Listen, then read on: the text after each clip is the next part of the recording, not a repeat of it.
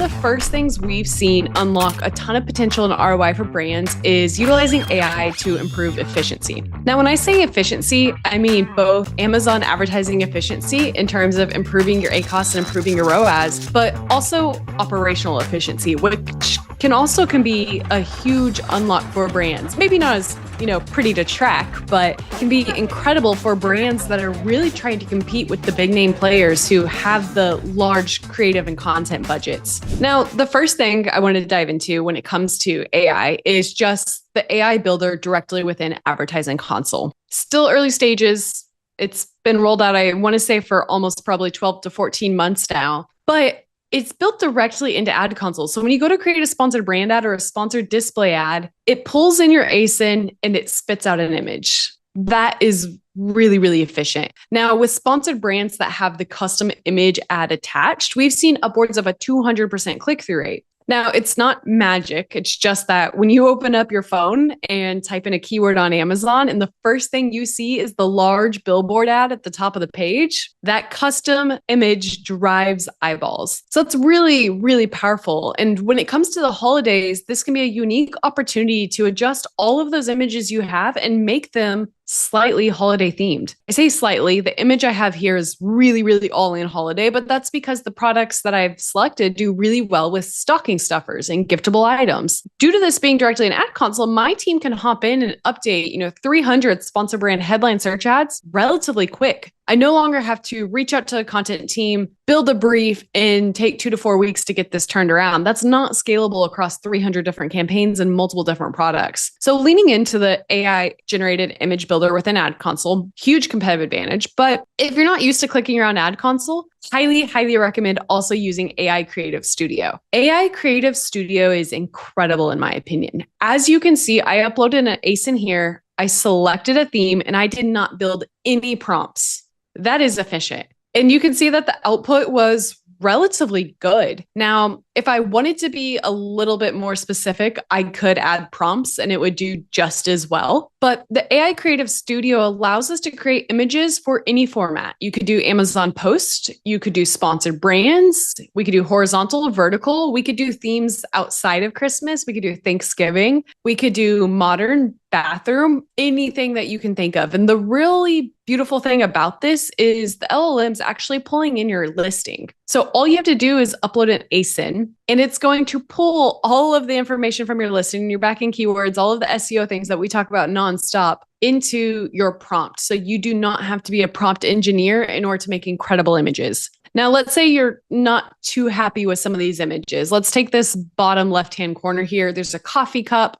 I don't love it. The next best thing about AI Creative Studio is we can actually iterate on the images Amazon creates for us. This has been one of the biggest problems that I've had when I've used any external tools is anytime I try to readjust my prompt, it gives me a massively different image. And then I have to start all over again. Like, no, I just wanted to change the color, or I wanted to add a blender or a present in the background. And then I get a brand new image. It drives me insane. Now, I'm not a prompt engineer. I'm not fantastic at AI, which is why I've leaned in so heavy to this, because AI Creative Studio allows me to take an image, as you can see here, and I wanted to remove the cup in the corner. I didn't love that. I now have multiple different images to choose from that I can download immediately and then go launch within Ad Console. Not only that, I can also add different aspects. So if I wanted to add a Christmas present in the left-hand corner or maybe a shelf, any of those are possible and can be adjusted directly within AI Creative Studio Builder. You can reframe your images. You can restyle the images if I wanted to change the theme within it. I can build, again, different formats. I can do lifestyle images. It's incredibly powerful for teams because now things that have been out of budget or out of reach or out of scope can now be done really, really efficiently. Now,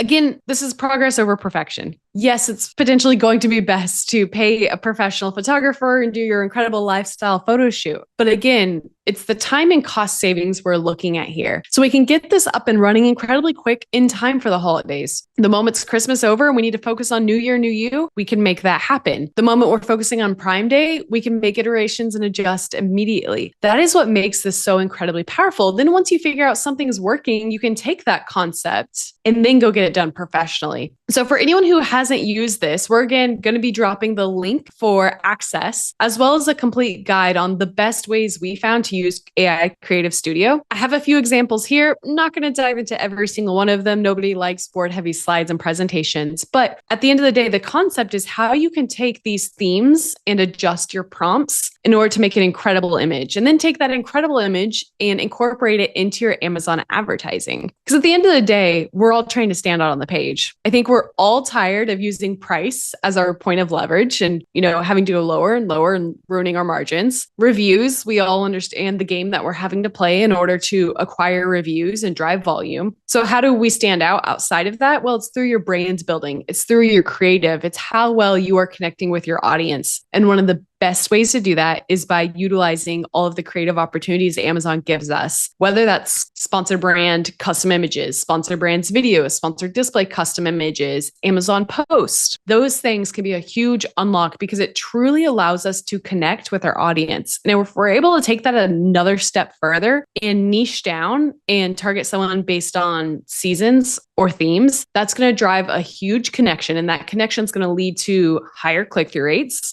And higher click-through rates typically lead to more sales and sometimes increased conversion, depending on how good you are with your holiday imagery. So that's one of the first big recommendations I have.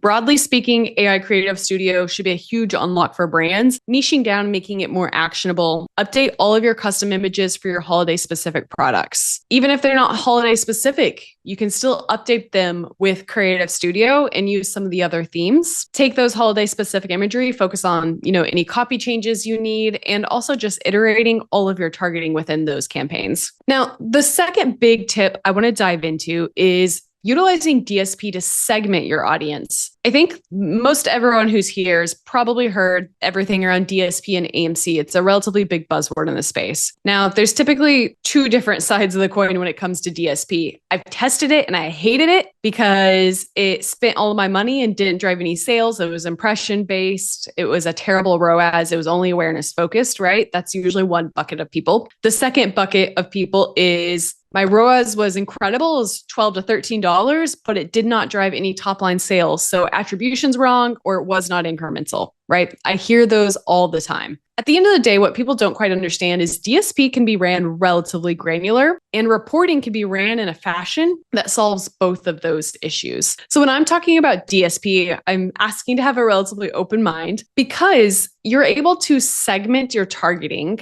and be really niche with the audience you're trying to go after in a way that, again, helps solve those problems. How do we increase total sales and drive more awareness, but also retarget our customers to convince them to go ahead and purchase? DSP is incredibly powerful because with the appropriate reporting and the segmented campaign setup, you're able to achieve both of these things. Now, it's not always scalable. It's not incredibly easy, but utilizing DSP in the holidays can be a huge, huge unlock on both the ROI side, but also driving more awareness and more eyeballs to your listing. Now, why?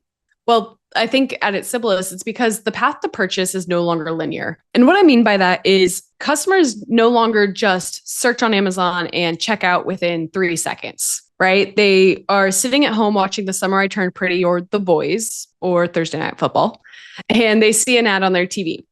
And then they open up the Amazon app and they add to cart, but potentially don't purchase.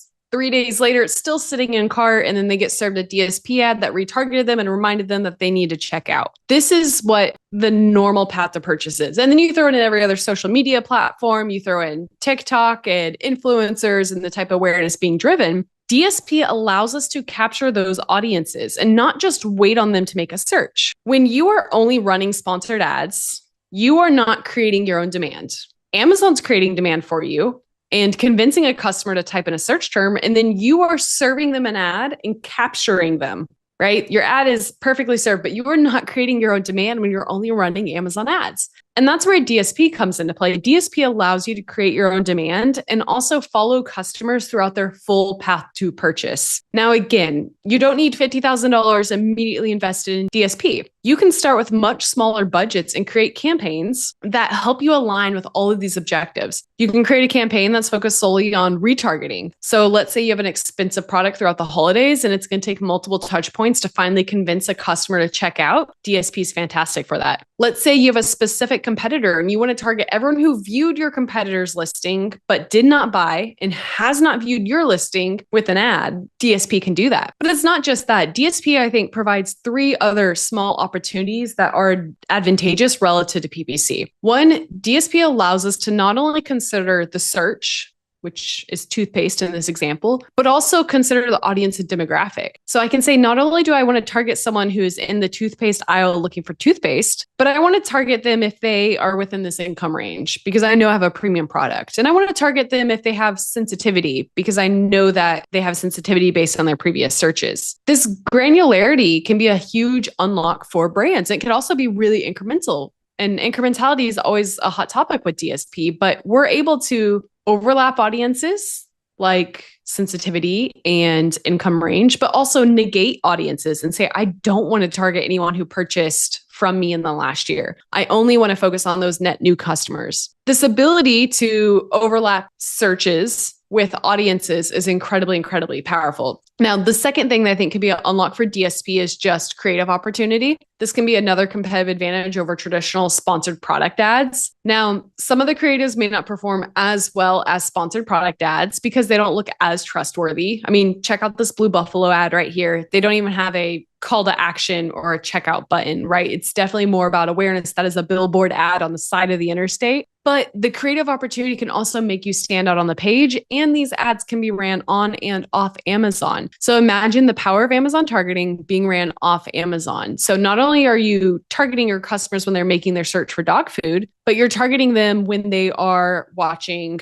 again, Prime or any other service, right? That can be really, really powerful because you're not waiting for them to make the search and then being compared to every other product on the shelf. You're being more disruptive and you're letting them know, oh, by the way, you need dog food. That can be incredibly, incredibly powerful. The third thing that I think is really powerful, especially as we look into the audiences, is of course AMC. Amazon Marketing Cloud is definitely the hot, shiny new object in this space, but it's because it's going to be a huge advantage for brands who lean in quickly. What AMC does at its simplest is allow us to take our audience across all of our organic data, all of our advertising data, and target in a very unique way. So here's just some of the general ones we've seen. Added product to wish list, have not purchased. That's insane. Think about that throughout the holidays. You know, if you sell a product that's highly giftable and it's on a wish list, but they haven't purchased yet, we can take that audience, upload it to a DSP campaign and now sponsored ad campaign if you're lucky enough to have that opportunity, and target that audience with an ad. Or if you're running upper funnel campaigns, we can get a lot more targeted with how we're following up on that.